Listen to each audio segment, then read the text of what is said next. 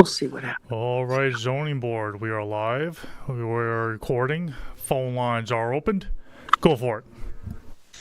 Thank you, Matt. I'd like to welcome everyone to the East Hampton Town Zoning Board of Appeals meeting for March 3rd, 2026. We have 3 public hearings tonight, and the first one is Jeffrey Slonim and Melissa Sarin, 13 Gallatin Lane in Springs, Suffolk County Tax Map Number 300-38-1-12. Description is the modification of a 2024 Zoning Board of Appeals approval to allow additional pyramid relief for an as-built second-story addition. Relief sought is variances of 1.4 feet and 0.3 feet from 255-1172D of the East Hampton Town Code to allow the second-story addition to remain 2.8 feet total and 0.3 feet beyond pyramid regulations from the northeastern and southwestern property lines. Zoning district is B Residence Zone X flood zone. Council, is the notice of public hearing in order? Yep, I reviewed the affidavits of notice and posting, and everything seems to be in order, and the board has jurisdiction over this hearing. Thank you. Member R&D, are we able to go ahead with the field inspection?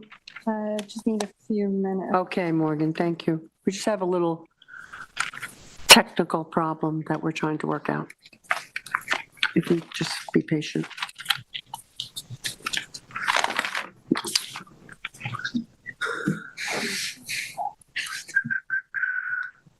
I thought there were other pictures in the file. Yeah, What am I thinking of? because I don't have the file. because we heard it in the digital file. I don't, they Can don't you put pull them in up the, the file? they don't put them in the digital file. Yeah, they don't. They don't, they put it in the file. Something I should think about is Oh, I putting. thought they were supposed to be going in there for the last 9 years, I know. But- Yeah, no photos.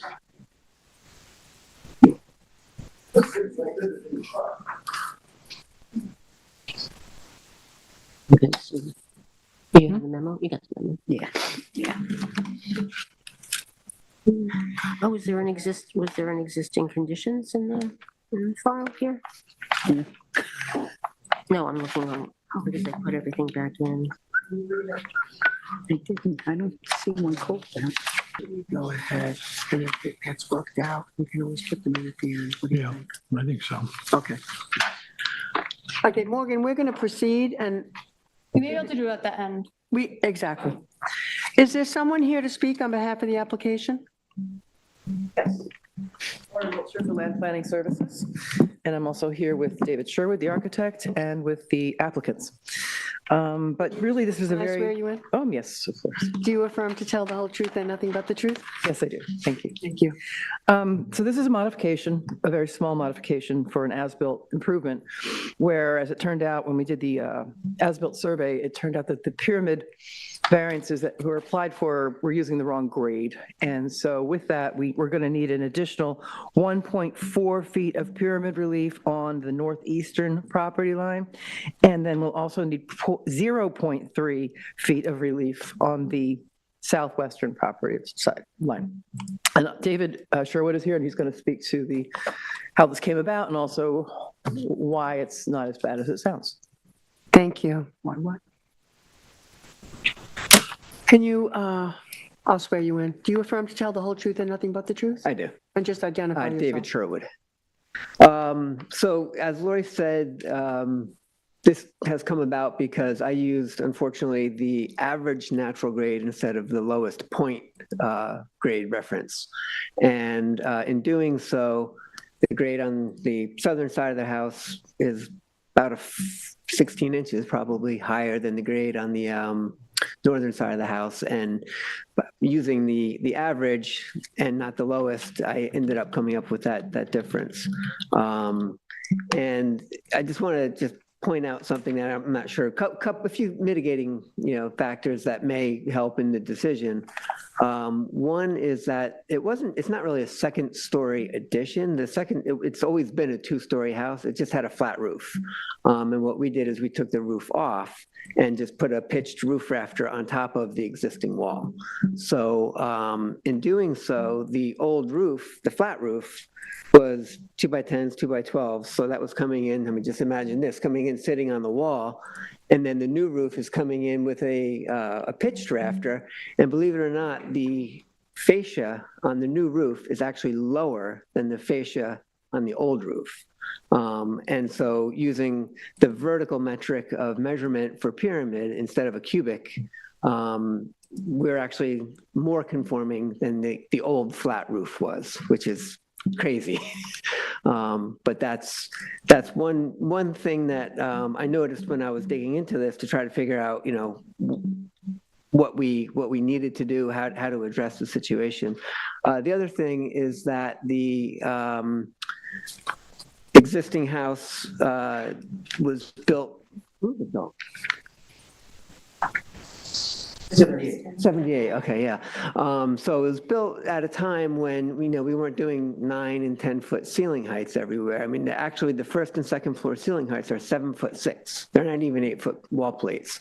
So the fact that we're sticking up higher than was initially allowed, we're not we're not asking for an egregious amount. So I'm here to answer any questions, but I wanted to just, explain that that's how it came about, was really using the wrong metric for the grade. I used average natural instead of lowest. And then the fact that in reality, our fascia in our roof is actually lower than what was there. Yeah. When you were in front of us before, we were given a set of building drawings, your drawings, to consider.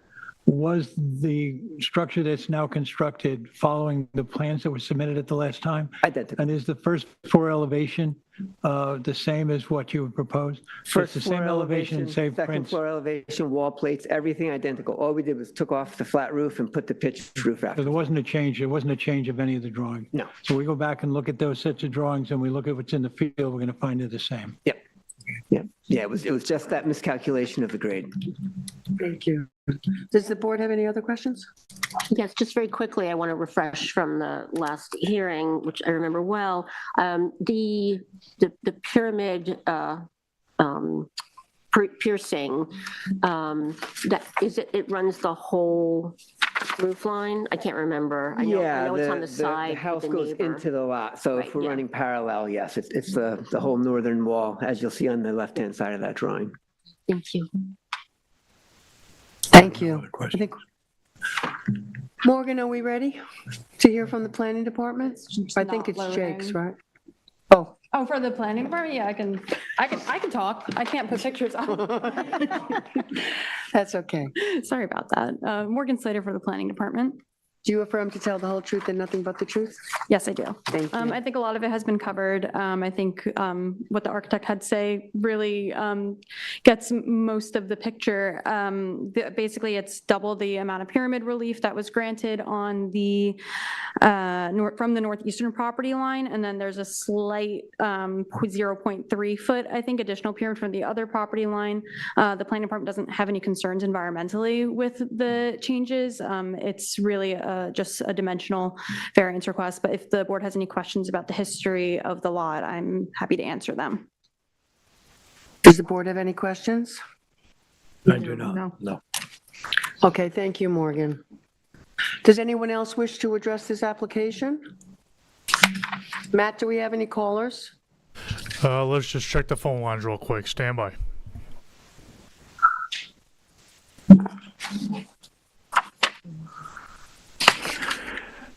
And this is just a double check. This is Matt Chapman at LTV. Everything sounds great. And you have 0 callers. Thank you.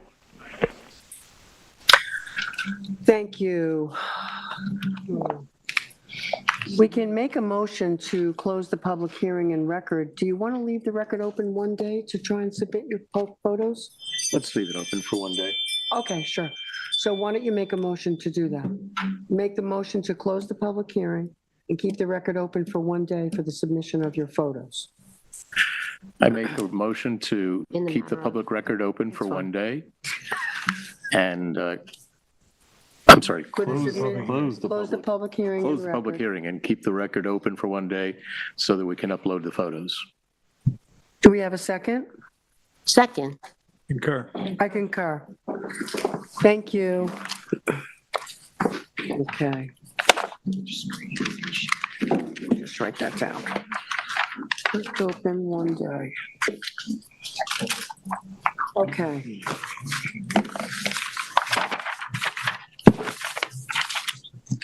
The next public hearing is Jonathan and Laura Evans, 76 Leeton Road, Amagansett, Suffolk County Tax Map Number 300-131-5-7. Description is to remove 147 square feet of decking and to construct a 205 square foot addition and 135 square foot deck on a parcel of within the jurisdiction of freshwater wetlands. Relief sought is a natural resource special permit pursuant to 255-420 and variances from 255-430, minimum wetland setbacks, and any other relief necessary. The following variances are required. A variance of 27.7 to construct an addition 72.3 feet from a wetland, and a variance of 34 feet to construct a deck 66 feet from wetlands, all where 100 is required. Zoning district is B Residence AE Flood Zone Elevation 10. Secret class is type 2.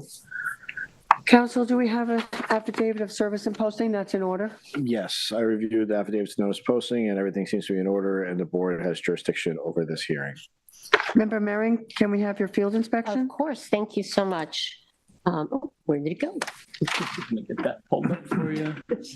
It disappeared. Ah, okay, thank you. So I tried to wait as long as I could before this hearing, hoping that more snow would melt, but I did go the other day and it was still fairly snowy, but we'll get the gist here. So we're in what we lovingly call the White Sands neighborhood, and this property on Leeton is more towards the eastern end of that, you know, that road in that neighborhood. Here is a photo of the posting. It was properly posted. The dates were accurate. Next slide. Oh, and before you go, I'm sorry, go back just 1 second. I'm sorry. And you can see in the house is somewhat set back. That's the driveway. That's the existing house. The additions will be happening on the back, so I'm not going to focus on that too much. Next slide, please. Thank you. So I didn't take a lot of shots of the neighborhood because there was so much snow and everything, and it was hard to see the houses. But I'm just on Leeton looking east, and at the end of this road, it's hard to see in the photo, but that's where you get to the big town reserve that abuts this neighborhood. Many of the houses are small, and they're also somewhat set back from the road. Thank you. Next slide. Okay, so here's just a better shot of the front of the house. There's a second-story decking that runs a lot of around the house, you'll see. In the next slide, I'm gonna be starting at the right of that car. The car you see partially, I'm gonna head towards the back. Next slide, please. All right, so as you come off the driveway, as I said, that car is now to my left. There's a stone pathway. You go past the steps up to that deck. And then along the way here, there's, I think, the AC compressor, the tanks. As you get towards the back, there'll be steps down into the, I guess, crawl space. Next slide. Oh, I'm sorry. Go back 1 second. You can see, obviously, on this, you know, this is a very small lot, and you can, I imagine those trees probably mark the property line to the west. Go next slide.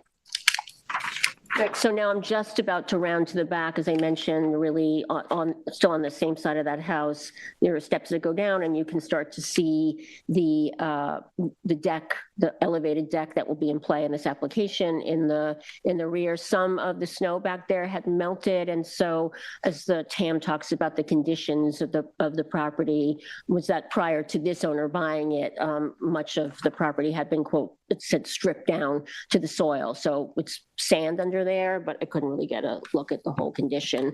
And I think you can see the neighboring house to the rear in the background there. Next slide.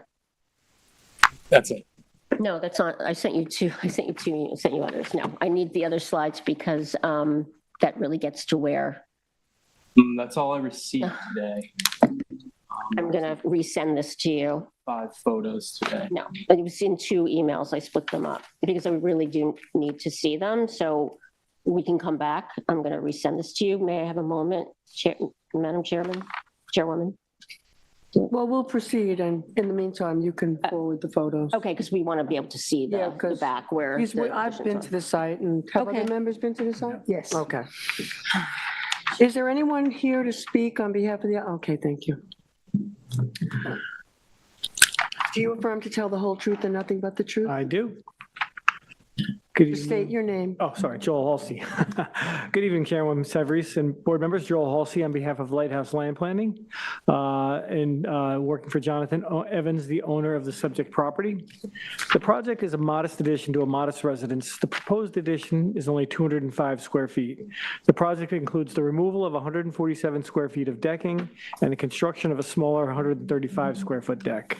The project will not increase the bedroom count. The 205 square feet will essentially just allow for the master bedroom to have an ensuite bathroom and more closet space. In a nutshell, the existing bedroom will be converted into a bathroom and closet space, and the addition will be the bedroom to the south of the house. And it's a simple and small project. Per the TAM, the subject parcel contains dune land soils and most likely contained beach vegetation in the past.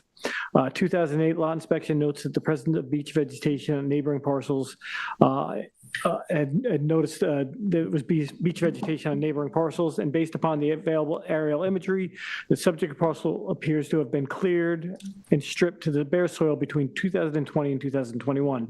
And as Member Mehring said, that was prior to the current owner owning the property. And it should be noted the current owner did not do that work. Furthermore, that it appears that either there was a no natural resource special permit memo issued on this property, or the town made a mistake in 2020 with this property. Because in November of 2020, a building permit number 69,993 was issued for the construction of a 213 square foot gunite swimming pool in the southern portion of this property with 160 square feet of decking. The clearing appears to have been done in advance of the pool construction. The pool was never constructed and the property was sold to the current owner. And that's, so the previous owner had probably done the clearing, imagining that they were doing something that was legal at the time.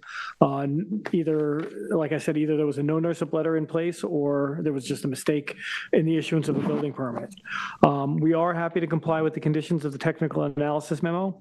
However, the one condition that states that all areas disturbed by construction activities shall be revegetated with beach grass, planted 18 inches on center and columns of 3 or more in staggered rows in accordance with a board-approved revegetation plan that indicates the location, size. I just don't feel, that's always been a typical requirement, but in order to submit a plan basically saying the same thing, I don't know, I mean, the plan's basically in the condition. All the areas are going to be revegetated with beach grass and 18 inches on center. I've never known a revegetation plan to be required for that basic of a condition. So we're more than happy to do the revegetation. I just would hope that we would strike the revegetation aspect of that condition out. Beyond that, I have submitted to the board why this project complies with both the variance and natural resource special permit standards. And I'd be happy to answer any questions if you have any. Does the board have any questions? Do, if I may. Hi, Joel. Sure. How are you? If I understand the TAM correctly, and I look at the edge of clearing, needless to say, even from, where you extend the extension on the back and then adding the extra deck to the back, there's still it's a small lot, but there's still a material part of the property that's stripped of natural vegetation. And I understand that it happened prior. Yes. However, there's no, obviously this is not triggering a septic upgrade, so we're not getting that mitigation. Would your client be not amenable to restoring and revegetating part of that rear? There's very little. I believe that's kind of what the TAM wanted, was us to revegetate with. I'm just trying to understand why. It's not a big area, but it would be very important No, I believe that's kind of what we're going to be doing. Yeah. Oh, I thought it just said disturbed by construction. Oh, I sorry, and, okay. That's where I was getting. I took that as being the disturbed area that was done for, by the previous owner. So I think we're both going to do this. I think we're both on the same page, Sounds just like we're on. maybe a different book. But yes, we're going to be restoring all those areas with beach vegetation, or with Okay. beach grass. You. Yeah, sorry about that. Anybody else have Yeah, questions? Joel, can you just repeat what you said about this pool approval when did that happen? Yeah, in 2020, there was a building permit issued. The building permit number was 69,993, and it was issued for a 213 square foot gunite swimming pool with 160 square feet of decking. I couldn't locate a no nurse-up letter on this property, so I'm not quite sure how that building permit was issued. Again, it could have been one of the permits that just kind of fell through the cracks and got issued. Okay. Is that permit still active No, or was it's it withdrawn? it's gone. It's gone. It's done, it's They history. should No have built pool. they should have built the pool when they had that lottery Should ticket. have. Okay, no pool. Thank you, Joel. Yep. We're ready to hear from the planning department. Jake Kushner with the planning department. Do you affirm to tell the whole truth and nothing but the truth? I do. So Joel gave us a good background of the project here. It's a 205 square foot addition, 135 square foot deck. So the property is cleared and improved. It has a 2-story residence, decking, walkway, the driveway, outdoor shower area. The last C of O was issued in 2020. The parcel is within the jurisdiction of a freshwater wetland. It's located on the parcel contiguous with the southeastern corner of the subject parcel. You can see here 23.6 feet from the property line. The subject parcel is in the Montauk-on-Sea subdivision south of Napeague State Park and the Napeague stretch there. Some of the dominant natural features of the area are the dune and beach systems found along the Atlantic Ocean.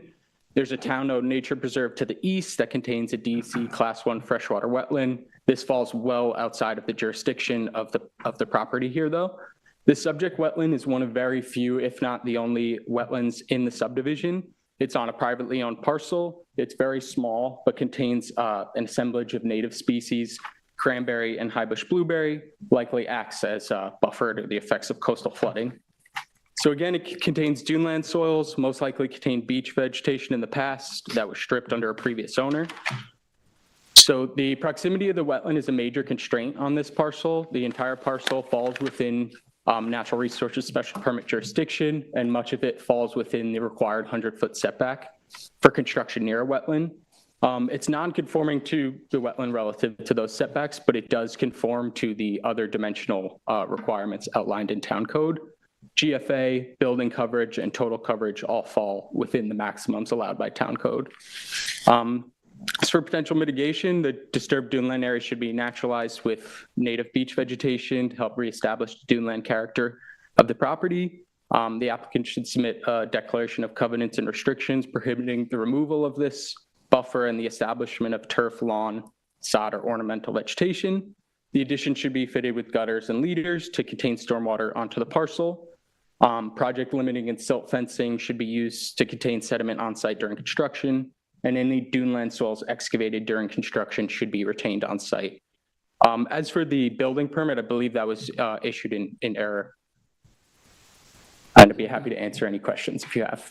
The applicant has agreed to the mitigation of revegetation. Can you define what that is? I mean, Yeah, so we what think, area are we talking about? Yeah, the department thinks like up to that 50-foot setback line would be a reasonable place. It kind of eliminates the non-conforming clearing that goes into that wetland setback. So we think that'd be an appropriate. Can you show it to us? Yeah, so right up here, up to that 50-foot setback line, 50 foot. right up here.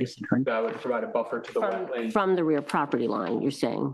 Well, part of it's not cleared on the back. There's the 50-foot wetland setback line. I understand, yeah. That area there would buffer, while also kind of removing that non-conforming clearing into that 50-foot buffer of the wetland. Now, And also, oh, sorry, go on. now, is that all duney or right up to the wetlands or, Yeah, it's like secondary duneland. well, the area. wetland is not, oh, okay. It's not on the, on this parcel, it's on a neighboring It's on parcel. another, Mhm. So we see many properties in this neighborhood, and I think my fellow board members will remember also that, yes, there's sandy dune land, but I think we often see in the rare properties more woody vegetation. So I just want to, you're talking only beach grass, or should it also, especially if you want to buffer closer to that wetland? I mean, what? Then, yeah, bayberry would be another great plant then to use as well for the woody aspect. So a combination of bayberry and beach grass would be suitable and appropriate. And what's your opinion of the applicant's request for us to sort of waive that condition of the approval to have the re-veg? No, re-veg plan is appropriate because we can inspect the re-veg during our following. But I just want to make sure it's clear. It's not just beach grass. You're saying it's beach grass plus some other woody. Yes. Okay. Were you able to get my photos up? I can take a look now. I don't know Yep. if you want to, but I can. Does anyone else wish to speak to this application? Matt, do we have any callers? You have 0 callers. Thank you. Joel, would you like to have any final comments?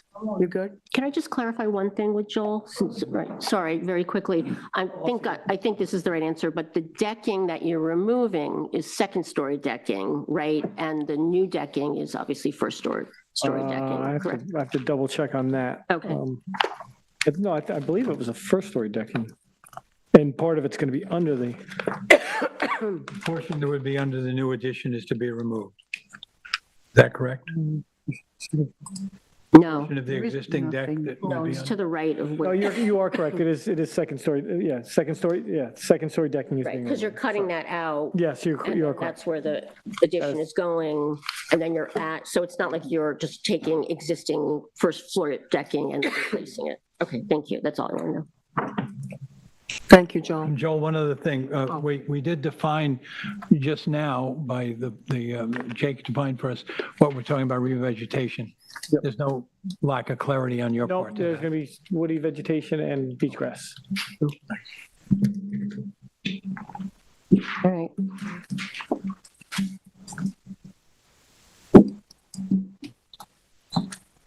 There are, just for the record, I do want to, there are a number of files, pictures in this Yeah, I file. know, So I don't think we have to Okay, leave the record open.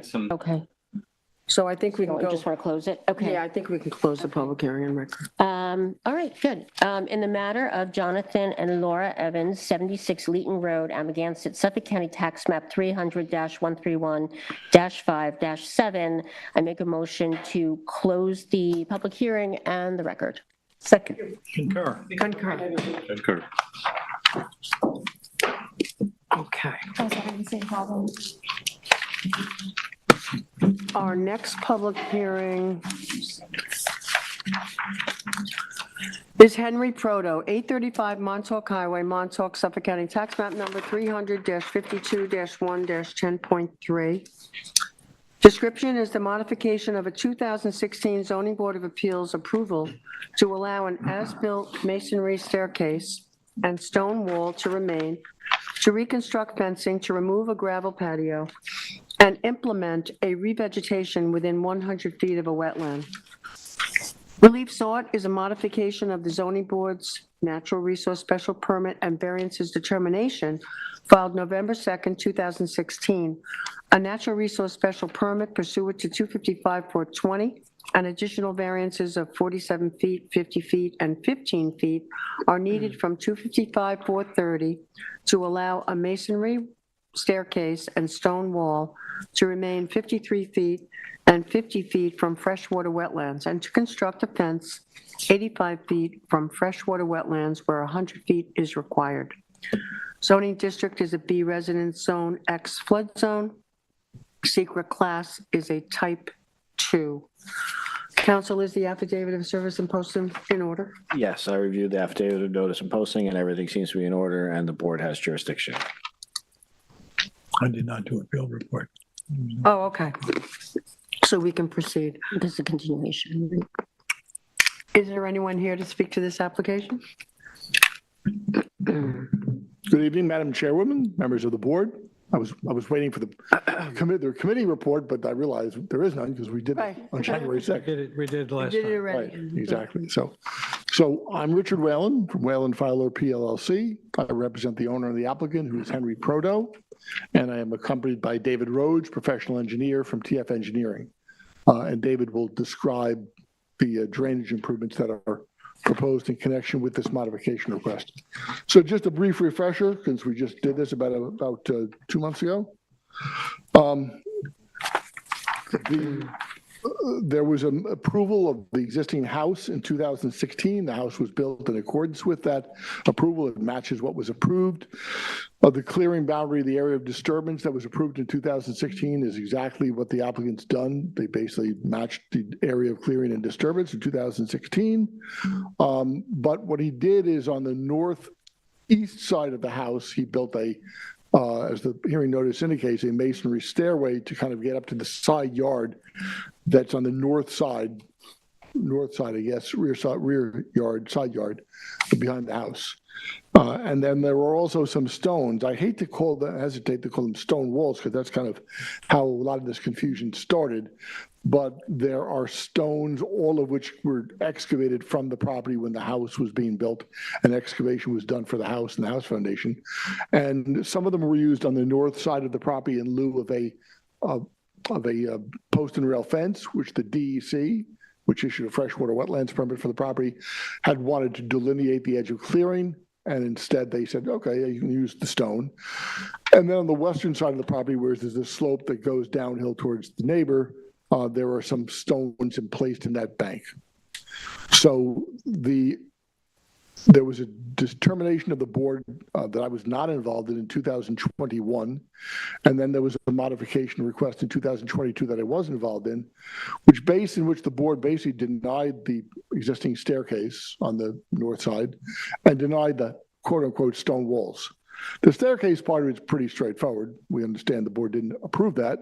The walls are much more complicated because it was very ambiguous as to what was or wasn't a stone wall and what was to happen with them if they weren't approved, and how we might remove them and what we might replace them with.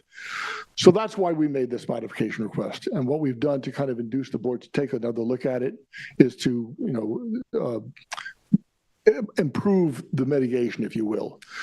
So the applicant put in gravel in connection with the house construction. It wasn't specifically said whether he could or he couldn't. A number of houses in Montauk had that, but he put gravel in the yard, much of the yard. All that gravel is proposed to be removed. Some of it will be replaced with grass, but some of it, a buffer on kind of the west and north sides of the property, will be replaced with, will be revegetated with bayberry. We have a plan with a certain number of bayberry plants. That's basically our proposal. So it would reduce the actual clearing on the property. The clearing on the property right now matches what was approved by the board. So it would be now lessened by, it would drop from 8,454 square feet of clearing to 7,816 square feet of clearing. So we're lessening the amount of clearing. We are proposing a 4-foot high fence on the western edge of the property, sort of and unnecessary it is, but so I guess you don't tumble down the slope to the west. And finally, we are proposing, this is where David comes in, we're proposing to enhance the recapture of surface water, stormwater on the property. 2 elements to that, and I'll let David elaborate on it. First, we're going to tip up the western edge of the property, increase the grade kind of at the western edge of that slope by about 1 foot, I believe, so that any water in that area flows kind of back eastwards towards the house and the patio on the west side of the house. And in that area, there are existing 2 buried catch basins that were put in by Ken Russell. And so we're also proposing to put in 2 drainage grates that will be piped to those catch basins. So I think I should let David Rhodes explain it further from here. He can tell you more about how we are going to capture more of the potential stormwater on the property. So unless you have any questions for me. See you, David. I'm not sorry. You can do that. I'm sorry. It's okay. Don't worry. Sorry. It's all good. David Rhodes, TF Engineering. Do you affirm to tell the whole truth and nothing but the truth? I do. Thank you. So we did do a presentation that last time I was here, there seemed to be a lot of confusion about what was approved under the previous ZBA approvals, what was existing, and you know, what we're proposing now. So what we did was we did a diagram that shows diagram 1, that's the existing conditions. So those were the grades that existed prior to any work happening. Now, if you look at that diagram, you'll see that the water, it's kind of a hill and the water flows off in the different directions. You got water flowing off to the wetland, you got water flowing off to the Montauk Highway, you got water flowing off to 64 South Essex, and then water flowing off to 68 South Essex. Okay, so then diagram 2 was, this is what was permitted under the ZBA. For 1 minute. Sorry, I'm going to try to zoom in so that the board members can see Okay, you bet. what you're talking about a little bit better. Yeah, the top center one is, So that's what we're talking about right now. that is That's that what one we're right talking there. about right now, that one there. No. So this is what was permitted. So in this case, you know, we still have the water flowing to all four directions. Well, 5 directions now, because we've got water going to the wetland, water going to the highway, water going to 64, and then 68, but then water remaining on site that was caught by the roofs and put into dry wells. So this is what was permitted, and I'll go back a little bit later and compare that to what we're proposing now as remediation. So the third diagram, this is what got constructed. And we didn't really focus on this because this is what the current conditions are. So we don't care about what's existing now. We want to compare it to what you're going to get when it's all done. So then the next diagram is diagram number 4. And so, so again, we've got on the 4, we got the same basins here. We've got the water going to the wetland. We got water that's flowing out to the Montauk Highway. We got water flowing to 64 South Essex and 68 South Essex. So now if we go back to the permitted plan real quick. So the main changes to the plan, if you look at the plan that was permitted, is the westerly property sloped all the way from the house all the way to 64 South Essex. That's what was changed. Also, the septic system was proposed to slope all the way from the house down to the Montauk Highway. And then on the south side, the house was sloping from the house down to Montauk Highway. And on the north side, from the house all the way to the wetland. So you can see from the house, we're going all the different directions. Now, when we analyze this number 2, we had a contributing area to the wetland of 12,363 square feet going to the wetland, okay? We had, out to Montauk Highway, we had 2,085 square feet going to Montauk Highway.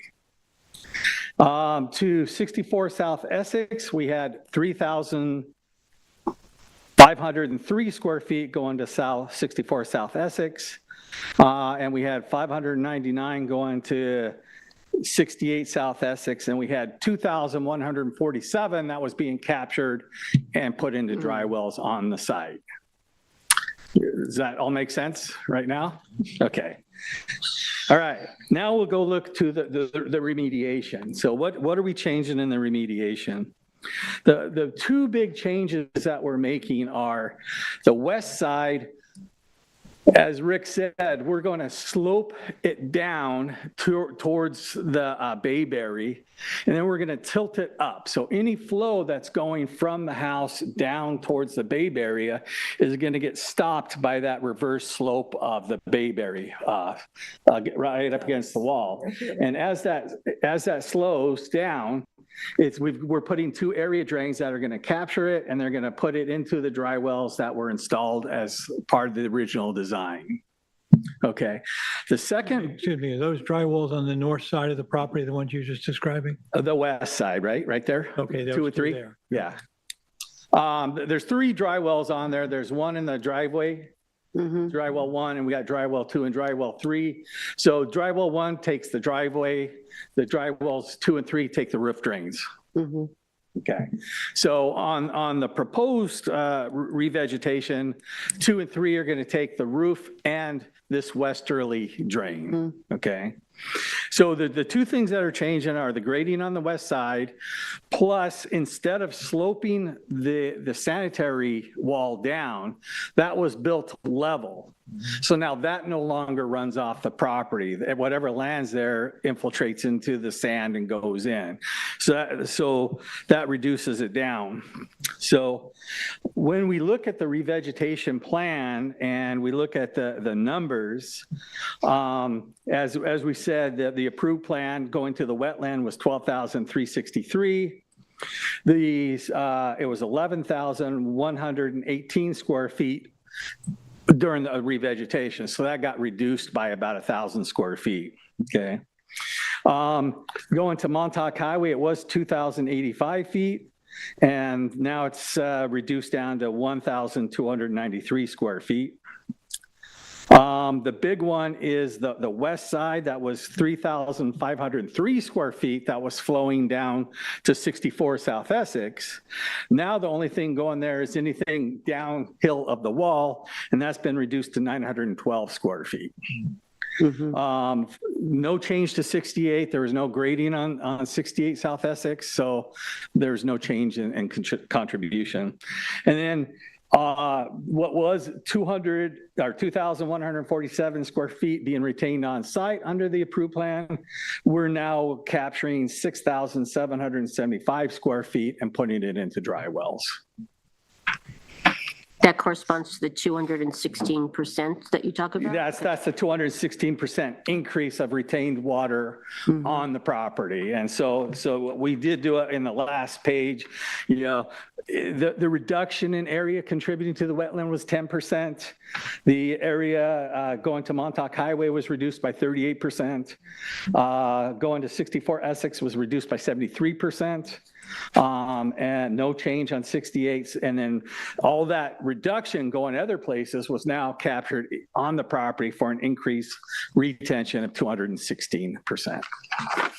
So all the area to the south of the dwelling, which has got the septic system in it behind the retaining wall, which you pointed out is the retaining wall was built at a full height of 6 foot above natural grade or so, or something in there. So that area is not going to get any additional drainage because you're assuming that anything falling there is going to have permutation. It's completely flat with a wall that sticks up about 6 inches. So I'm saying you're assessing there's no real danger of water runoff there. No water would run off there because you'd have to have a very heavy storm to fill it up high enough to then overtop the wall. Thanks. Does the board have any other questions?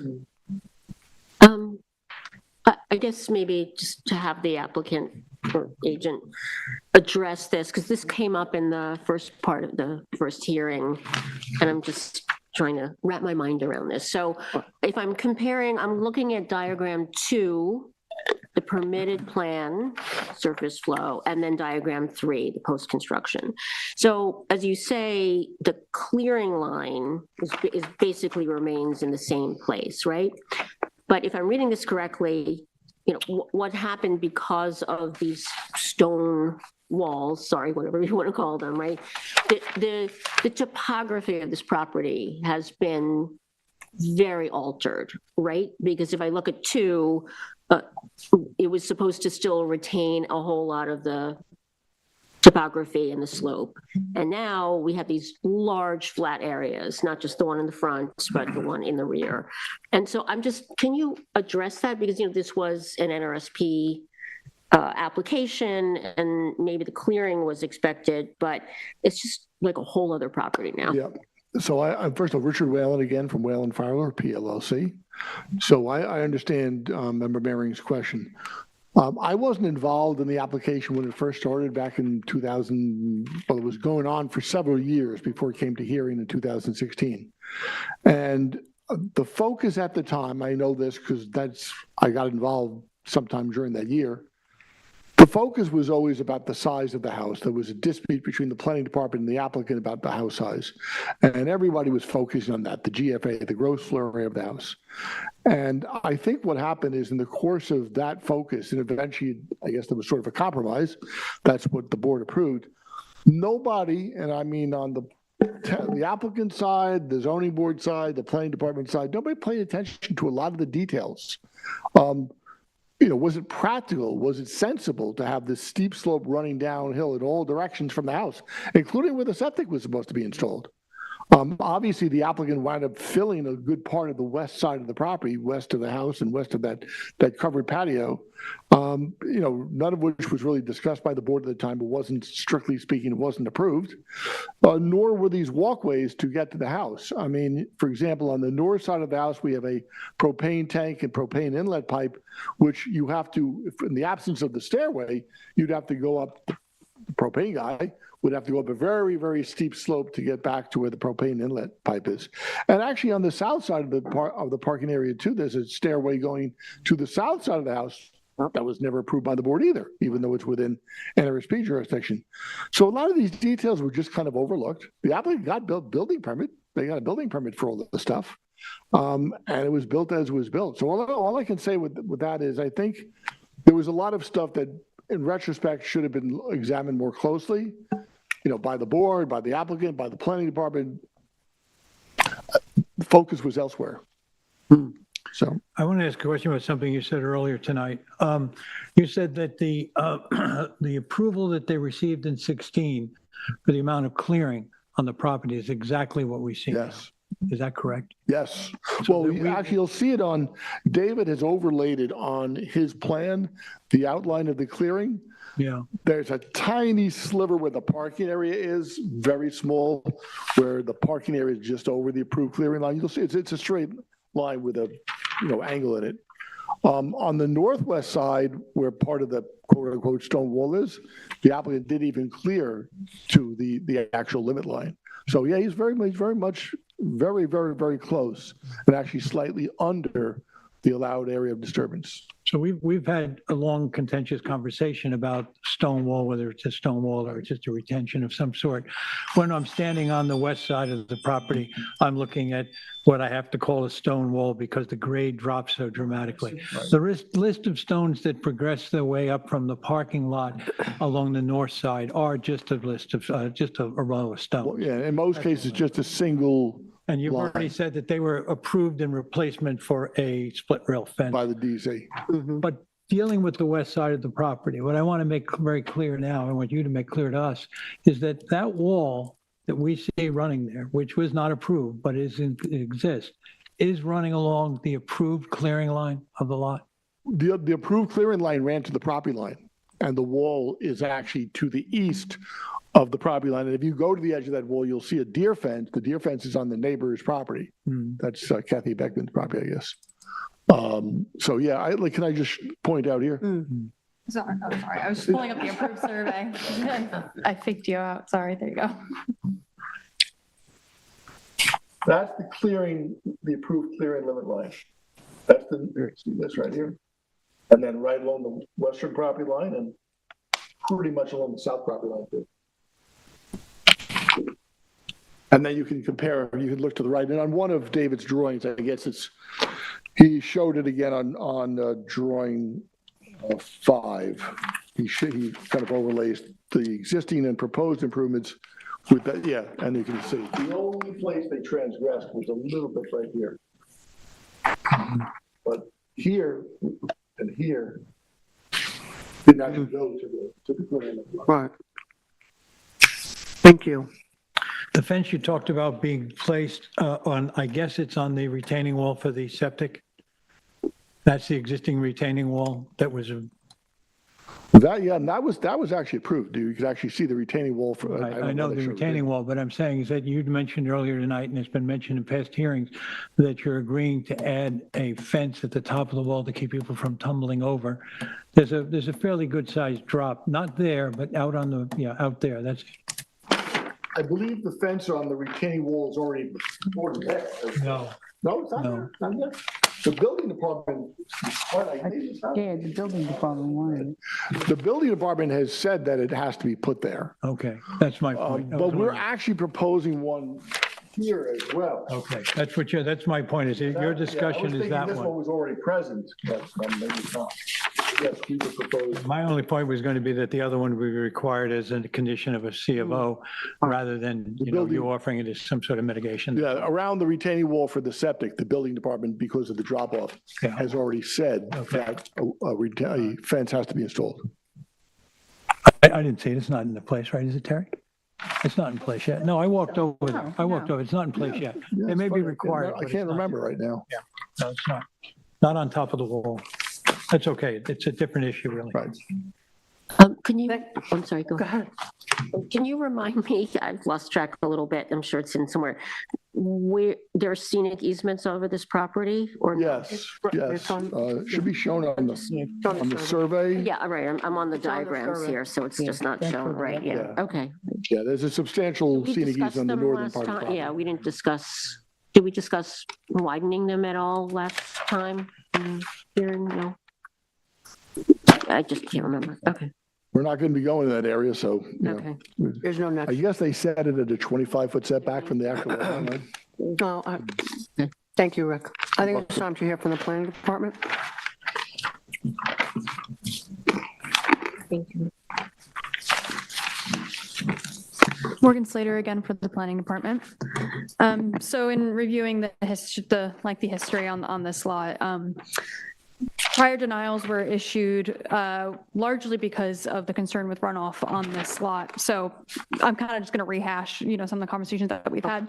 I think, the board had requested that some sort of engineered mitigation for the drainage pattern, which is exactly what the applicant submitted.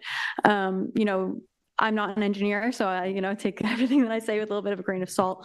A reduction in the amount of runoff coming off of this property is, meritable, and it's kind of up to the board if it is sufficient mitigation for the as-built structures that were built without, the right permits. I think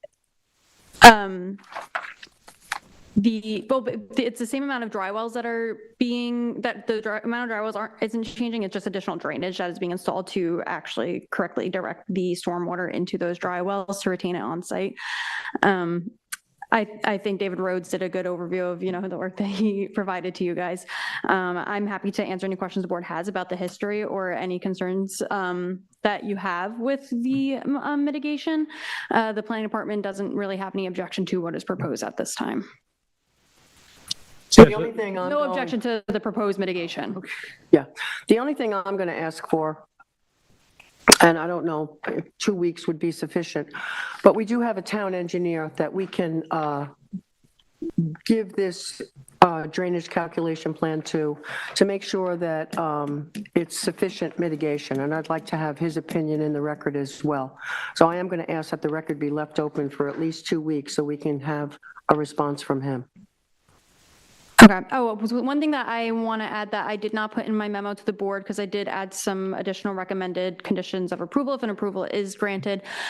Just during any sort of ground disturbance happening on the property for the installation of the mitigation, we request that there's wire reinforced silt fencing along the slopes. That way any runoff, during the installation of the additional infrastructure, it doesn't impact the downslope properties.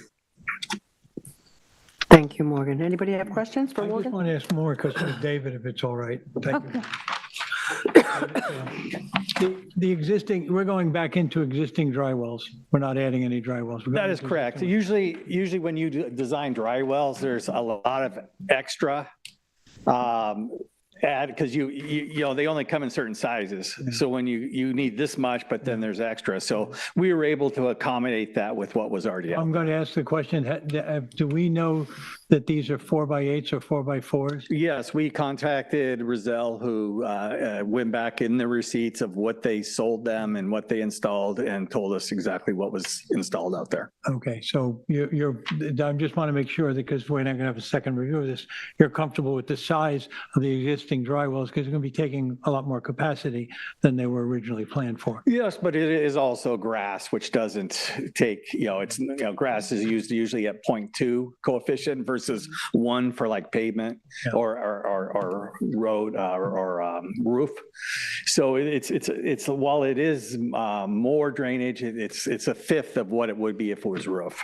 So, and yes, the calculations are actually on the lower right-hand side. I saw them, yeah. So we feel confident based on what we're told on the sizing and the calculating that they're properly sized. Okay, thank you. I'm sorry, all totaled, there are 4 or 6, how many? Three dry wells. 3. There's one dry well over in the driveway that's receiving surface. And then there's 2 that, in the original approval, we had 1 dry well on each side to take the roof drainage. Roselle ended up, because they found good sand on one side, they put both of them over on one side and then just plumbed all of the plumbing over to them. And then that area, I'm sorry, we've already said it, but I just want to make it clear. The area that we have on the northwest side, you're going to change the grade and create a swale that goes back to these drainage pins, is that it? Yeah, on the west side, this naturally flows down this way. Yeah. And so as you come down there, we're going to tip it up right when we hit. So I'm going to create a little swale in there to retain the water. So any water flowing down hits it, and then any water that lands there flows towards those area drains. Yeah, I know this is on the drawings, but I wanted to hear it from you. I know, exactly. Yeah, right. I'm asking for the records, yeah. Thank you. Thank you. Appreciate it. So I have one more question for Morgan before. Okay, I'm Morgan, sorry to cut you off then. That's okay. Morgan Yeah. Jane has a I just have question. one more question for you. I'm sorry. And forgive me because I have not seen something like this before. So I just want to clarify on the record. So if I just zero in on the wetlands for a second, so the mitigation that's proposed will reduce the runoff towards the wetland by 10%. And in addition, we have 3 new variances to the wetland setback variances that we're being asked to approve, 2 of which are substantial. So can you just hone in on your view and assessment about the environmental impact relative to the wetlands?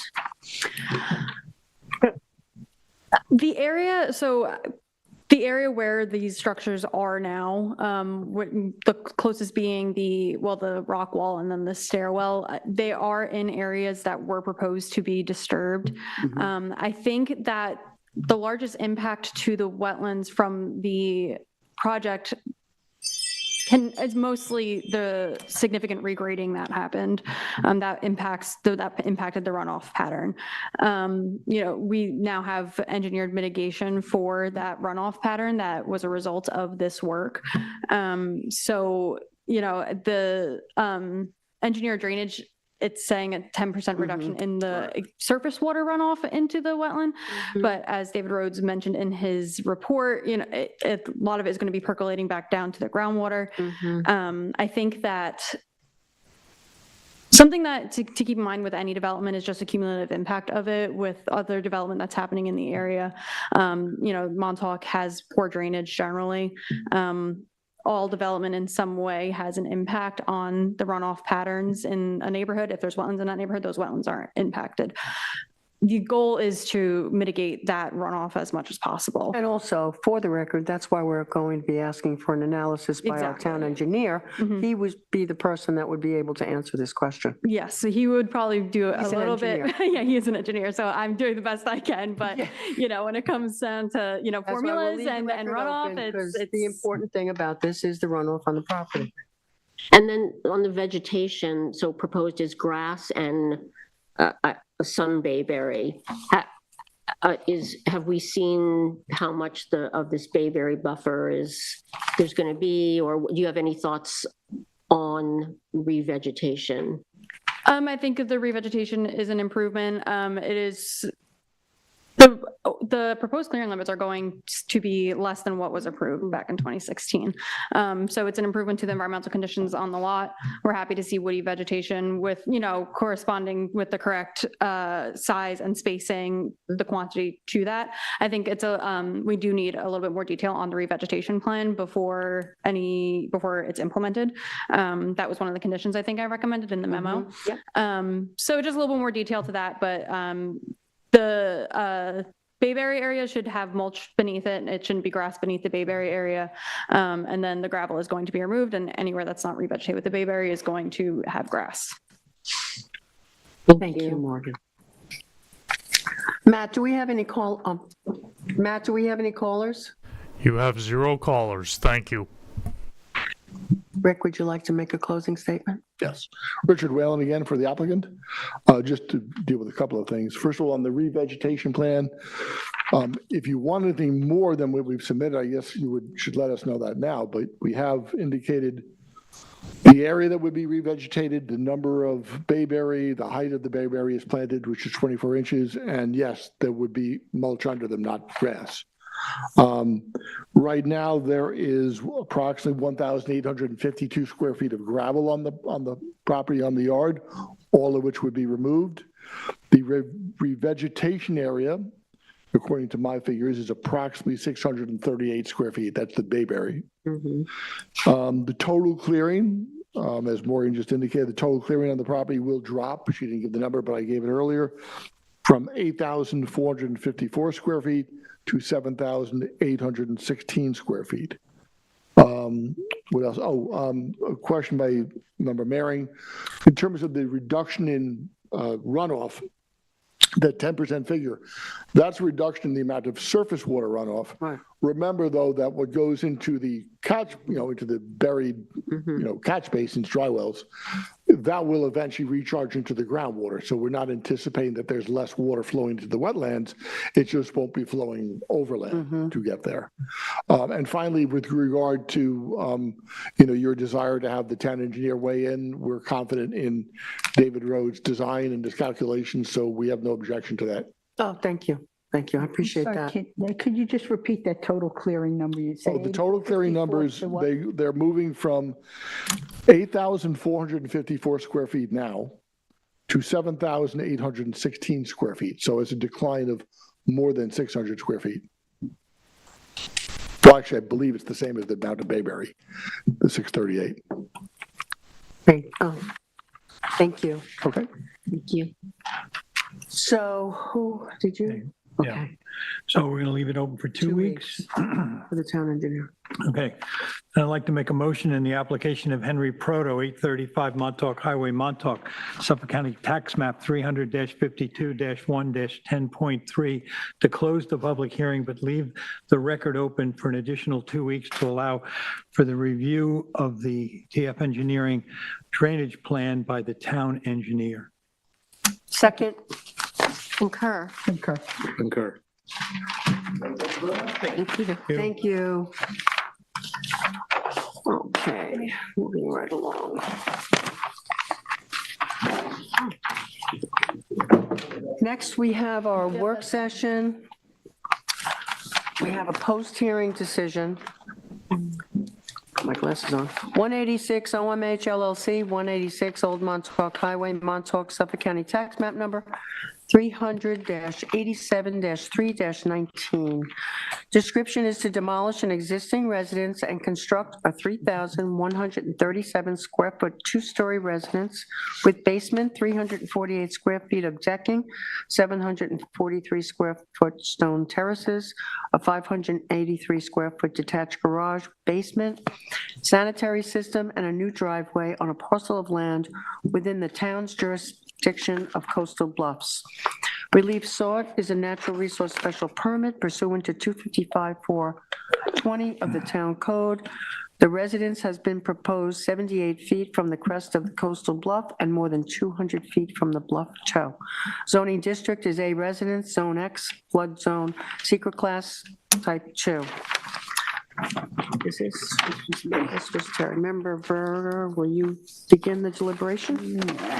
Okay, the hearing was on January 27th of 2026. The applicant was represented by Toomey Latham. Karen Hogue specifically was at the hearing. We have a memo of law at the time for January 21st, 2026.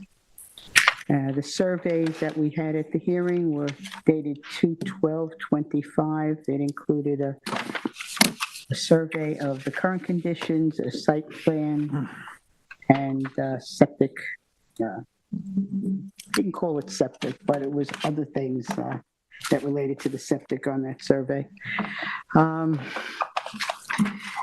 It's an interesting application. We do have some other, we'll get to that.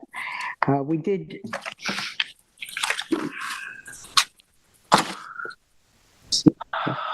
the architectural plans that we had for the hearing also were dated 2/20/25 from Bates and Massey.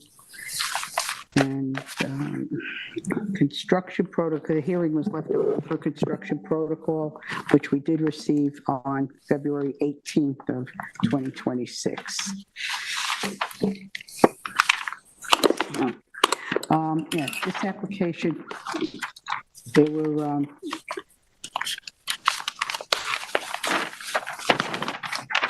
the property itself, survey here.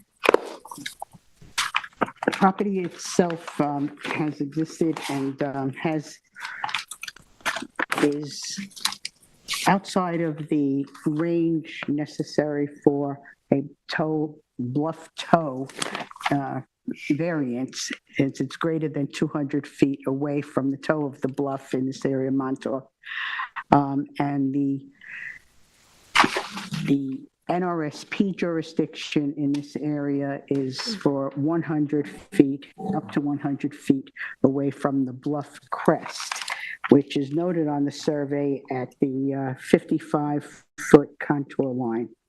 And from there to the house, it measures at 78 feet from the house, so it does require the NRSP. It's an NRSP jurisdiction.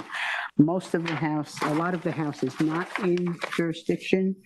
Part of the, let's see, the applicant is moving the house. One of the positives of this is that they are reconstructing the house 14 feet more landward from that.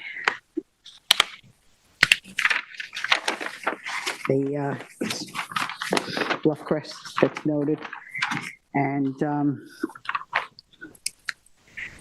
they are going to re-veg some of the offerings of the application. They're going to re-veg everything after construction. This is a pretty assertive application, I'll call it. We have the site plan. They meet all dimensional requirements for this project. It is pretty assertive, as I said. On their clearing, they're going to go clearing, the maximum clearing that is allowable on this property is 11,612. The current clearing on it is 4,691, and their proposed is the 11,612. On building coverage, which is currently 1,146 square feet, they're going to 2,962 square feet, where the maximum allowable for this property is 3,096. So not much shy of the maximum. And on the total lot coverage, the maximum allowed is 7,741 here, and they're going from 3,541 up to 6,773. Also taking advantage of the maximum allowable at the time, and this is under the old codes, but that's neither here nor there.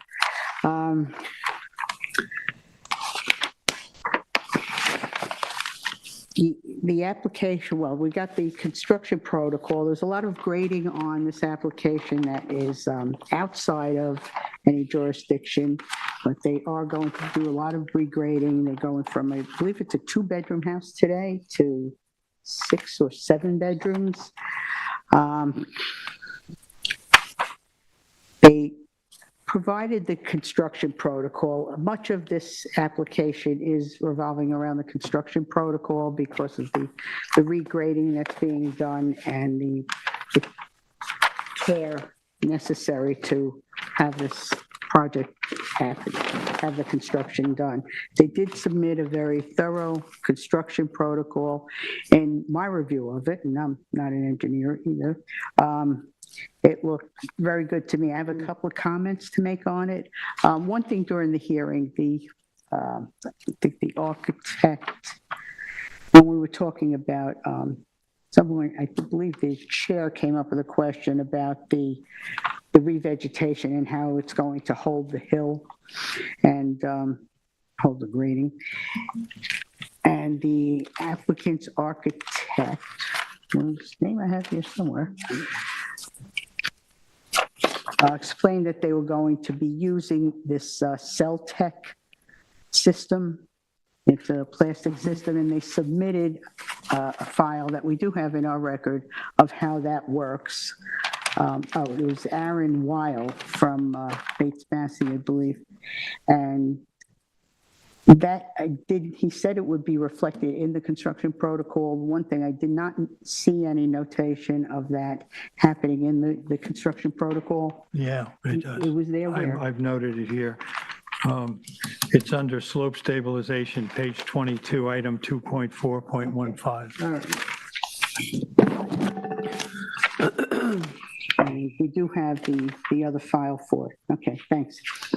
A couple of other comments I have, it does look, like they address the traffic or safety control that we run into on Montauk Highway and on the property, and going to protect the property during the construction period. They did have in the construction period, they mentioned like that work would be done Monday to Friday and then some on Saturday, although they did note an exception that is in the town code that they might take advantage of. There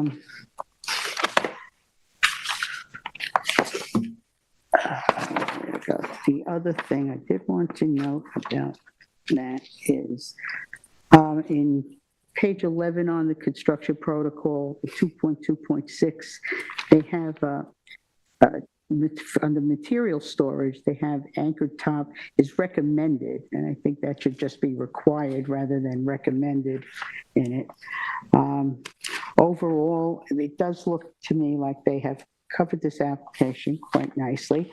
As we've heard us say many times before, this is the plan, but we have to make sure that the plan gets executed to the way that it is written, and I'll let other folks speak more to that if they'd like. So overall, I think it's an assertive application. I think they have covered all the bases, and I think it does meet the standards of 255, 420 that the Bluff Crest and the application that the project would get. It does meet the standards to protect that Bluff Crest. So I am looking to approve it. Thank you, Member Berger. Vice Chair? Yes, thank you. These are the ways in which I looked at this project. First, this is a total redevelopment of existing houses to come down, and a whole new project is to be installed on the site. This will require an NRSP, and I think significantly no variances. They worked hard to get this put on the spot with only an NRSP being needed for approval of the project. The project is more than, as was mentioned, but I'll mention again, this project is more than 200 feet from the toe of the bluff, where 125 is required. It's 78 feet from the crest of the bluff. The project is landward of the coastal erosion hazard area, the Sea-Haw line entirely, which is of course a plus.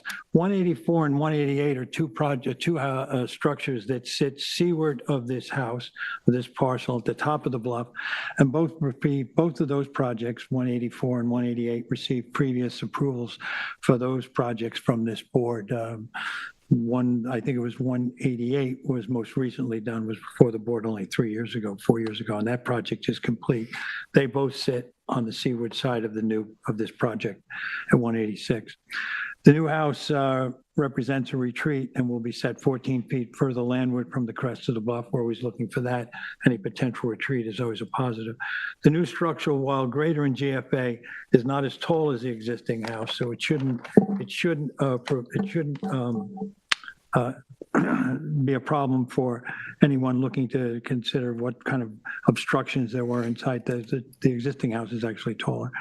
They propose to build a 3,137 square foot residence and 1,000 foot of deck and terraces and 583 square foot garage to the north to replace the 1,728 foot structure. It's in comparison to similar applications we've had on Montauk Highway, all of which are sensitive, all of which have taken a lot of time. This one is significantly, I think, simpler and more straightforward than some. Tourmalet comes to mind a couple of years ago where we had a somewhat similar grade to deal with and a similar location relative to the shorefront. At the board's request, the architect for the applicant provided a building protocol that addressed several important points and conditions that were raised by this board at the public hearing. We spent a fair amount of time talking about, and it was mentioned by Member Berger, that the protocol was significant.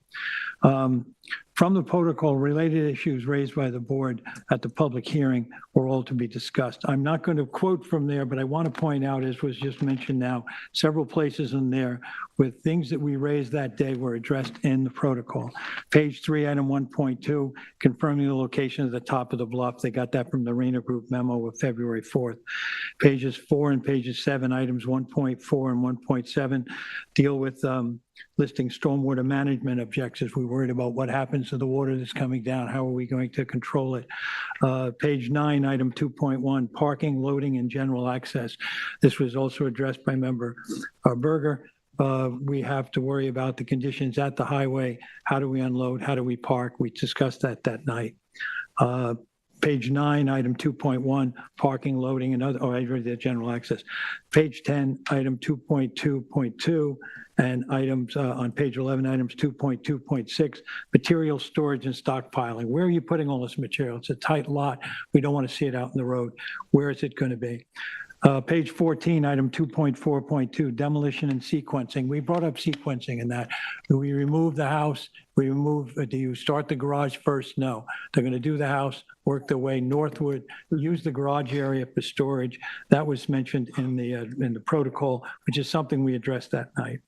And then the one that was just brought up again before by Member Berger on page 22, item 2.4.15, slope stabilization. They mentioned the Celtec product. They had success with it in the past, and they could move forward. And then on page 24, item 2.5.4, I think this is just a recognition on the part of the applicant and their construction team that failure to adhere to these and other town standards could result in a stop work order or the inability to receive a C of O at the completion of the project. As was mentioned by Member Berger, we very often state what we want to see happen here. This is the fact that as a result of our request, they produced a protocol. I've listed those areas I thought were most pertinent to our conversation. If those are not followed, it could lead to a stop work order, certainly, and that could be a problem. I thought that the architectural plans here reflect a desire on the part of the applicant to gain full use of the parcel without creating conditions that would require variances. I think that was pretty clear.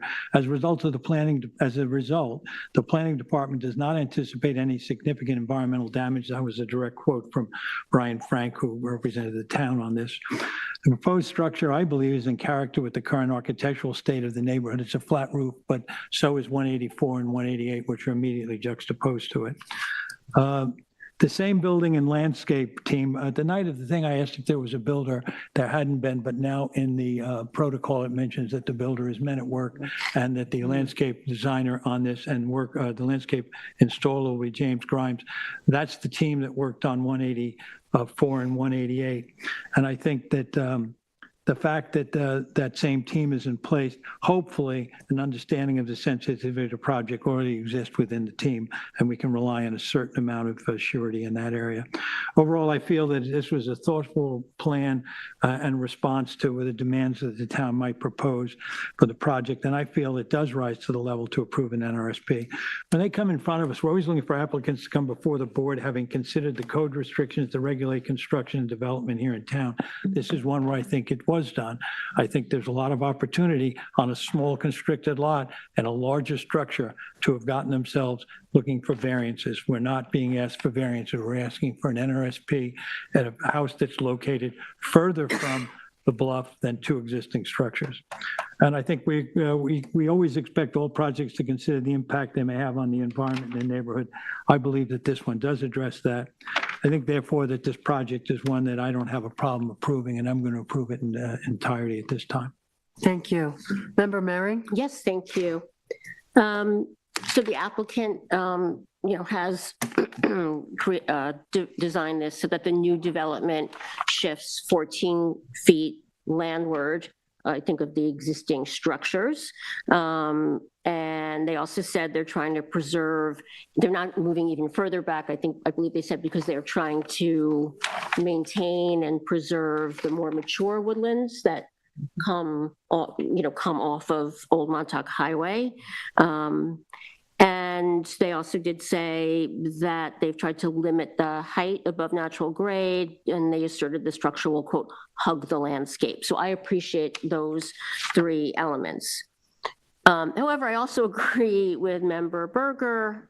I think she used the term assertive redevelopment. I might call it aggressive redevelopment, on a property that is within NRSP jurisdiction and that's characterized by some very interesting and significant topography. And again, I just want to go through these metrics very quickly because I did have to really take them all into account and weigh them against the standards for the NRSP. So the GFA is increasing by 82% to max out under, they were grandfathered under the prior code, but they're maxing out that as of right, that GFA that would be the max for a as of right permit. The bedroom count also goes from, I believe, 2 to 6, so that's a great increase of intensity of use. The clearing is increasing by a multiple of 2.5 times, and also maxes out to the clearing maximum ratio. The building coverage we talked about, it's a very big expansion, 158% expansion of building coverage, and takes us just 4% from the max allowed under the as of right permits. The total coverage starts to bump up against the maximum as well, just 12.5%. It's up 91%. And I'm not sure how much of the property in square footage is being regraded. So all in, that certainly made me take pause in my deliberation relative to the NRSP standards. However, with respect to the NRSP, I also understand that the bulk of the new structures is well outside the NRSP jurisdiction. And of course, we know that on this stretch of Old Montauk Highway, this property, like the others, benefits that the required setback that would involve the protection of the natural resource is to the toe of the bluff crest and not the toe of the, of the bluff, and not the bluff crest. So I just to run through, I think had more of this been within NRSP jurisdiction, I might have had a harder time approving this. But when I look at the standards under 255, 540, compatibility, it's true, this is a very large development, but as has already been pointed out, it is not all that different from the type and scope of development that is going on around it. With respect to 255, 440K environmental, again, much of the new construction is outside of the NRSP jurisdiction. With respect to 255, 551D, yes, there are alternative reasonable uses of the property that probably did exist, but it didn't even come up that we would ask for this to be redesigned. There could have been perhaps a little less, but all in, I'm on the relative to the standards, I will be approving the application. Obviously, like I said, if it had needed other types of variances or something, it would have been a different story for me. I agree with my fellow board members that it's very, very important to have the right language in, that there really should be no overages versus what we're approving. And if it, I don't think we are doing this, but, do we see a revegetation plan on this, or we're still waiting for that as a condition? Condition. Condition approval. Condition of So that's approval. where I am on this one. Yeah. Okay. Yes, thank you. All right, so I agree with my fellow board members. I'm not going to repeat everything that's already been said. I think Vice Chair brought out very pertinent points from the building protocol. I think the environmental or the protection of the site is not going to change, and the stormwater runoff will be controlled and managed during and after construction. So I too am going to be approving this application in its entirety. Council, do you have enough? Yep. I have a question. Considering that they are going to the maximum on certain things in this project, could we put a condition, add another condition that if any, or a statement to the effect that if anything occurs, any changes occur during the construction period, that they come back They to us request a before modification? that work is done? No. Yes, that is the process if something changes. And that they come in before that work is done. Rather than after. What? Before rather than after. Before rather than after, exactly. Actually, this has come up before.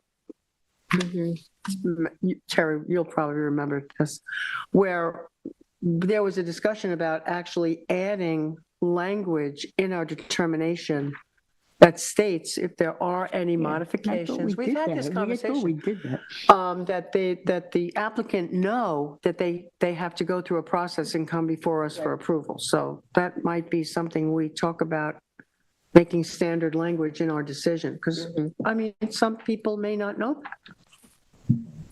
Anyway, are we good? Can we move on? Yeah. All right, so other decisions, building permit, C of O, Marham, 21 Ocean View Terrace, Montauk, Suffolk County Tax Map Number 300-49-6-26. Morgan. Hey, so this, I think this was a 2024 approval from the board. They are now coming in for their CO upon review of the file and the as-built surveying conditions. The planning department picked up on some discrepancies between the approved and what was built. So this is the approved survey. It was for 5 cabanas on the north side of the pool. The dune crest kind of goes through some existing structures. This is an extremely non-conforming lot, pre-existing non-conforming in downtown Montauk. And it was basically just for the 5 cabanas. So the as-built conditions, let me pull them up. It's hard to tell because there aren't setbacks shown on the as-built survey, but the cabanas were built slightly more south, which is closer to the dune crest and therefore needs a slightly larger variance than what was approved. There was also an additional shed built over here. The slate patio over here is slightly different. There's various differences that did not receive approvals, or they were built in different places than what was approved. This is really just a CO discussion. So it's just a matter of if the board believes a CO can be issued for the as-built improvements. I do have also a survey that shows the two kind of on top of each other, so you can really see the differences, because, you know, if it's just easier to see it this way. So the red is what was approved and the green is what was built. They also squared off the deck over here. I believe this is all concrete over here, so the deck was expanded over the existing concrete. Still an expansion of a structure that would require a variance that was not requested. So really, it's just kind of up to the board on if a CO should be issued on this. And I suppose the applicant, or you may want to advise the applicant on whether it needs a modification or for a whole new application. Just something for the board to discuss, and we'll advise the Well, I applicant. mean, I'm going to start because absolutely, we're not going to issue a C of O. Because our C of O should reflect what the ZBA actually approved. And this may not just involve this board. I mean, this is a shed, additional variances, this could be ARB, this could be planning board. So I'm going to recommend, I mean, in terms of process, they should have come to us for a modification with these changes, and we'd have said yes or no to them. So that's my recommendation, no to the C of O, and the process is, in terms of changing your decision, to come to us for a modification. I mean, I don't know if you agree with me. I thought we There are talked new about this variants? already. Wait, I'm No. sorry. Didn't, Morgan, I don't know if you were here, but I'd have to go back. I thought we actually discussed this and we as a board agreed. Oh, no, I don't remember discussing Not this. this particular. Not this Oh, it was a particular, you might different be one thinking where of we another said- one, right? I'm sorry, Yes, it was I very am. similar, and that's Yes. why I'm confusing it, because we did on that one say we wanted to, it would require like a modification. and I Which think is a new why we should be hearing. Right. consistent in what we do, because it was recent. I know what you're talking about. Yeah. But that's my Cabanas, recommendation. also with That's Cabanas, right. my recommendation, is that we ask for a modification and absolutely no to the CO. Could you zoom in on that a little more? Yes. A lot more? So this is the bulk of the differences, really. There, like I said, there's kind of smaller and more various differences, but I think that's something that we could get more into upon a more thorough review upon a modification submission. And you also said they built another structure that would need a Yes. whole other This- variance, right? Yeah. Built another shed. So Green lines is what is built. my question would be, if they've built another shed, isn't it going to require a whole new application? I know, that's exactly correct. I mean, I don't know what the legal answer to that is, but it's not merely that the cabanas are slightly south of where they were proposed. We have another structure on the That's site, exactly so. right. And I think the chair is correct. I think this was a subject of site plan at the planning department, I'm sorry, at the planning board, excuse me. So, right, it would. It would require multi-board other kind of boards. thing here. Yeah. And the vice chair's point about the shed requiring another public hearing might be relevant too. So maybe we start with Denial of the C of O. denial of the C of O. And I don't know, Morgan, can we word it that they can't bypass the process by changing everything and then thinking you're going to get a C of O? So the correct process would have been for them to submit a modification. Does everybody agree with me? Right, and that modification, I think, would require a hearing because of the Right, variances. exactly, Yeah, exactly. I agree. So I think that's how we're going to proceed. If everybody agrees. I agree. Madam Chairman, Yes. would that require it to start with us, the ZBA, or have to go back to? Well, right now, we just have to deal with what's before us tonight. So in terms of our process, we'll begin with denying the C of O request and asking for a modification and see where that brings us. Yeah, then they'll have to deal with And the other boards will, the planning department, and if they're gonna have to go to ARB and the planning board approvals as well for a site plan, a modification, and a new approval for the ARB. So we could probably do them at the same time. it's commercial. I don't know. I mean, yeah, it's just gonna have to go through the process again. Right. Okay. It's tough when there's multiple boards. It's not an easy, there's no like real chain. So in terms of the process, the planning department will forward a letter? Yeah, we can do that. Okay, thank you. Let's move on to an extension of time for Cohen, 26 Middle Highway, East Hampton, Suffolk County Tax Map Number 300-165-1-1. This is an extension of a 2016 determination.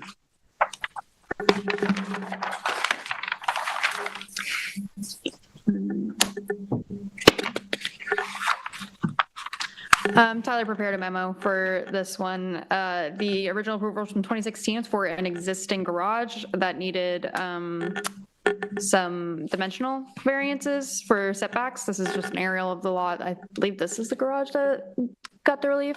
On the extension time application, they said that the purpose of the extension time was to get a CO, maintain the valid permit and get a CO. So hopefully that happens soon. I'm sorry, they built it already, so they're just. It was, so the original approval was for an existing garage. So there was never, it was after the fact, they were seeking the relief after it was built. So that's what the determination was for. And that's what they are trying to extend so they can get a CO on it. Why are they extending? Why is it taking so long if it was an existing garage in 2016? Probably just didn't finish the paperwork because it's already built. So people do this all the time. It's already built. So they just say, oh, okay, I'm done. They get the ZBA and then no one tells them they got to go through the next step and they never do anything because it's already there. So they don't care. But they're probably trying to sell the house and now they got to get it all cleaned up. The planning department has no problem with this moving forward. We do not. Does anybody have a problem with it? I don't have a problem with it moving No, as forward. long as it hopefully to be the last I know. extension, right? Let's close One it out. can only with a CO.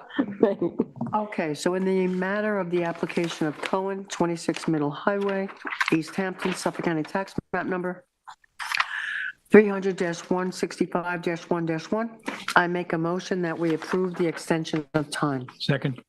Concur. Concur. Let me just mark this was approved. Member Berger, can you address the minutes? Make a motion to approve the draft minutes for Tuesday, February 10th, 2026 for the East Hampton Town Zoning Board of Appeals. Second. Concur. Concur. Now we're on to resolutions. The first one is Jocelyn Lyons Head, 154 Isle of Wight Road, Springs, Suffolk County Tax Map Number 300-23-1-32. We approved, this was a resolution modifying an extension of the determination. I just want to make sure I don't read that. The expiration date of the determination is now June, blah, blah, blah, blah. The New York State DEC had raised questions on the validity of the current permit. And this application has been extended multiple times and there seems to have been some Scrivener's errors in the resolution. So the proposed modification is to clarify that the determination dated July 12, 2011 and filed July 13, 2011 is valid until June 13, 2026. Also to correct the date on the most recent extension on June 10, 2025. So I'm going to make a motion, because I think we all approved this, that we approve the resolution for Jocelyn Lyons Head, 154 Isle of Wight Road in Springs, Suffolk County Tax Map Number 300-23-1-32, to approve the resolution modifying the extension of determination as written. Second. Concur. Concur. Next is Nanette Johns, 74 Surfside Drive, Montauk, Suffolk County Tax Map Number 300-51-4-12. That was mine. Okay. This one, you'll remember, was a request to replenish the toe of the bluff with 1,200 yards of sand. There's also the replacement of a staircase and a less impactful design, one that was going to incorporate some back and forth essing of it so it did not extend as far out onto the beach as the previous one had. We had no problem with it, and there were 4 voting members that night, and we voted 4-0 for the approval. Therefore, I'd like to make a motion in the application or the case of Nanette John, 74 Surfside Drive, Montauk, Suffolk County Tax Map 300-51-4-12, to accept the determination as written. Second. Concur. Concur. Next is Navy House LLC, 132 Navy Road in Montauk, Suffolk County Tax Map Number 300-26-1-9.1. Yeah, this was mine. If you recall, this was for an addition to the house. The removal of a concrete pad that was put right at the top of the bluff. and a play area, all of which was on the snow at the time. And the addition, this was a unanimous approval also, 4 board members in attendance. And that's it. They can make a motion to approve Navy House LLC, 132 Navy Road, Montauk, tax map 300-26-1-9.1. I'll second. Concur. Concur. Next is Glenn Leach, 450 Old Stone Highway, Springs, Suffolk County Tax Map Number 103-2-8.10. This was mine, and the description of the work approved. I believe this was a unanimous decision by the 4 of us. To demolish an existing 584 square foot cottage garage and to construct a new 680 square foot cottage with 180 square foot porch, 375 square foot porch attached to the main residence, a 200 square foot swimming pool with 500 square feet of patio, pool fencing, pool equipment, relocate 2 existing sheds to install an upgraded sanitary step system, clear 4,190 square feet of vegetation, and allow an existing stone wall to remain on a parcel of land containing freshwater wetlands. I make a motion to approve the Glenn Leach resolution as written for 450 Old Stone Highway in Springs, Suffolk County Tax Map Number 300-103-2-8.10. Second. Concur. Concur. Vice Chair, can we adjourn the meeting? Yes, thank you, Madam Chairwoman. I'd like to make a motion to adjourn the Town of East Hampton Zoning Board of Appeals public hearing and work session for March 3rd, 2026 at 8:10 p.m. Second. Concur. Concur. Thank you, Matt. Have a good night, board.